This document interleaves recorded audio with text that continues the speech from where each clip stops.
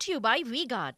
So Gulf కార్మికుల సమస్యలు, వాళ్ళ జీవన విధానం ఇవన్నీ ఎంత దుర్భరంగా ఉంటాయి, ఆ కుటుంబాలు ఎంత ఇబ్బందుల్లో ఉంటాయి, మనం అనేక సందర్భాల్లో మనం న్యూస్లో చూస్తూ ఉంటాం. ఇప్పుడు ప్రత్యక్షంగా నా కళ్ళ ముందే ఒక ఉదాహరణ ఉంది, వాళ్ళతో మాట్లాడదామా. మీ పేరేంటమ్మా? పేరు భూమక్క. భూమక్క, ఏం చేస్తుంటారు మీరు? కూలే బీడీలు చేసుకుంటాం. ఎలా అమ్మా, మీ ఆయన మీ ఇంటి ఆయన దుబాయ్ వెళ్ళాడంట కదా? నాకు సాత కాదు, 34 ఏళ్ళు అయిపోబట్టి ఏం లేదు. 34? అతను వెళ్ళిపోయిన రోజులైంది? అత్తుండు పోతుండు కానీ ఇప్పుడు పోయి 5 ఏళ్ళు అటే ఉన్నాడు. ఈడు మంచిగా లేక 2 మాటలు యాక్సిడెంట్ అయింది. మీ అబ్బాయి కూడా దుబాయ్ వెళ్ళొచ్చాడా? దుబాయ్లో యాక్సిడెంట్ అయింది అమ్మ. పోయినాక నెలకు అయింది.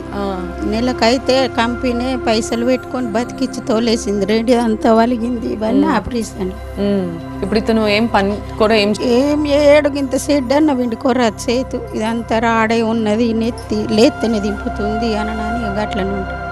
ఇప్పుడు ఎలక్షన్స్ అప్పుడు లీడర్స్ వస్తూ ఉంటారు కదా, చాలా హామీలు ఇస్తారు కదా, అది చేస్తాం ఇది చేస్తామని.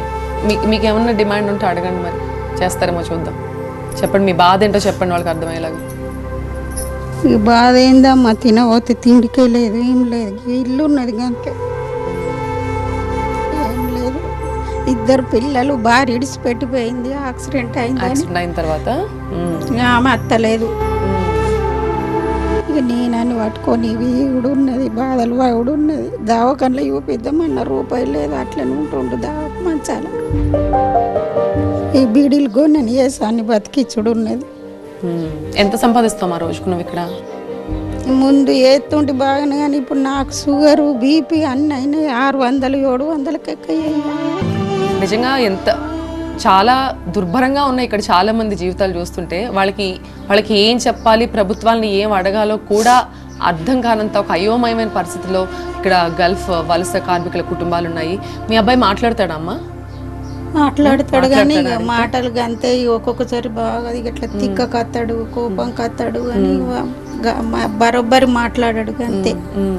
మీ పేరేంటండి? రమేష్. రమేష్ గారు, మీరు ఎప్పుడు వెళ్ళారు దుబాయ్కి? ఆగస్టు 16. కిందటి సంవత్సరం వెళ్ళారా? 2023. ఓకే. ఏం జరిగింది అక్కడ మీకు? చిన్న మినీ బస్ గుద్దితే ఇంట్లో బొక్కలు తలకాయ ఇవన్నీ ఇది ఆపరేషన్ ఘాట్లో ఇవన్నీ. అయితే సీదా కోమలోకి వెళ్ళిపోయినా. కోమాలో ఉన్నారా? ఎన్నాళ్ళు ఉన్నారు? 2 నెలలు. 2 నెలలు. 2 నెలలు కోమాలో ఉన్నా కానీ హాస్పిటల్లో లేను.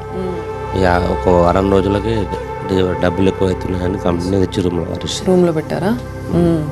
ఇప్పుడు డబ్బులు లేక హాస్పిటల్ పోతలే, చూపిస్తలే.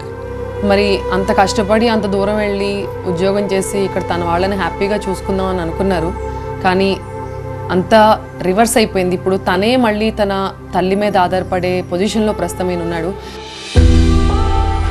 తమను పోషించడానికి దేశం దాటి వెళ్లిన వారిని కడచూపుకు కూడా నోచుకోవడం లేదని ఈ బాధిత కుటుంబాలు తల్లడిల్లిపోతున్నాయి. 7 ఏళ్లు గడుస్తున్నా బాధిత కుటుంబాలు ఇంకా శోక సంద్రంలోనే ఉన్నాయి.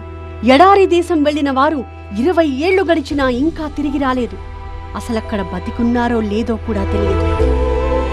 సో ప్రస్తుతం నేను సిరికొండ వచ్చాను. ఈ చుట్టుపక్కల చాలా మంది ఇలా గల్ఫ్ వలస కార్మికులు వాళ్ళ కుటుంబాలే ఉన్నారు. మరొక కుటుంబంతో కూడా మనం మాట్లాడదాం, వాళ్ళ కష్టం ఏంటో అడుగు తెలుసుకుందాం. నమస్తే అమ్మ, మీ పేరేంటి? రాజవ్వ. రాజవ్వ, మీరేం చేస్తుంటారు? పూరి చేస్తా. మీ ఆయన ఎప్పుడు వెళ్ళారమ్మా దుబాయ్కి? 20 ఏళ్ళు. 20 ఏళ్ళు అయింది. వస్తుంటారు అప్పుడప్పుడు? లేదు, ఫోను లేదు, రూపాయి లేదు. ఉన్నాడా లేడన్నచ్చు తెలియదు. ఉన్నారో లేరు కూడా తెలియదా మీకు? తెలియదు. అదేంటి మా, ఉన్నారో లేరు తెలియకపోవడం ఏంటి? పోయిండంటే అటే వేయండు. ఇక ఫోన్లు చేయలే, పైసలు పంపలే, ఉన్నాయన్నీ. 20 ఏళ్ళ నుంచి నువ్వు ఒక్కదానివే చూసుకుంటున్నావా పిల్లల్ని? మరంతా ఒక్కడే కొడుకు. కొడుకు చూద్దాము. మనవరాలా? ఒక రోజు కనపడకపోతేనే చాలా బెంగపడిపోతాం. 20 ఏళ్ళ నుంచి అసలు మీ ఆయన ఉన్నారో లేరో తెలియదు, ఫోన్ లేదు, ఏమీ లేదు. ఉన్న బాగా గెలుస్తాము. ఇక అన్ని ఉన్న బాగా కట్టేసిన కొడుకుని పట్టుకొని బతికిన. కొడుకు ఏం చేస్తున్నాడు? కొడుకు ఇప్పుడు 2 నెలలు అయ్యాక పాపకు బాగా ఖర్చు అయ్యి. ఏమైంది పాపకి? ఏమైంది? ఆటోకు వాళ్ళు ఉందని పుట్టినప్పుడే ఖర్చు బాగా అయింది.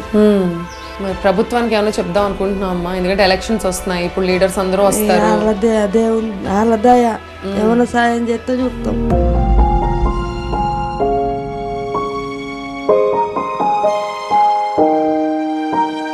రైట్ నాతో పాటు ఉన్నారు బీజేపీ కిసాన్ మోర్చా జిల్లా అధ్యక్షుడు గోపాల్ రెడ్డి. గోపాల్ రెడ్డి గారు, ఇక్కడ ఏ ఫ్యామిలీని కదిలించినా కూడా ఒక విషాద గాథలే మాకు కనిపిస్తున్నాయి. కానీ వీళ్ళకి ఇది రోజు వాళ్ళ లైఫ్ అంతా వాళ్ళు ఇలాగే లీడ్ చేయాలి.